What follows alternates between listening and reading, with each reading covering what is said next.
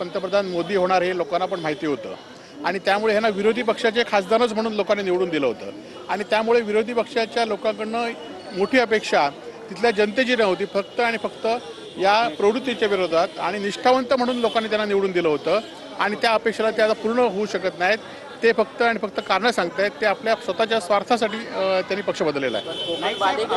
कोकण बालेकिल्ला समजला जात होता, त्या ठिकाणी देखील खासदार नाहीये. आता मराठवाड्यातले 3-4 खासदार जे आहेत सोडून गेले. आपण शिवसैनिक म्हणून शिवसेनेची एका आमदारापासून सुरुवात झाली होती.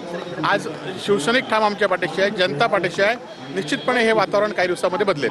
ओमराजे निंबाळकर म्हणतात मोठ्या धर्मसंकटात आहे मी. नाही, खरं तर ओमराजेंनी एक लक्षात घेतलं पाहिजे की त्यांना मंत्री होणार, सत्तेत जाणार म्हणून त्यांना लोकांनी निवडून दिलं होतं. तर या सगळ्याच्या प्रवृत्तीच्या विरोधात लोकांनी दिलं होतं आणि त्यावेळी विरोधी पक्षातच बसणार अशी लोकांना पण माहिती होतं की आपण जे खासदार निवडून देणार ते विरोधी पक्षात बसणार आहेत.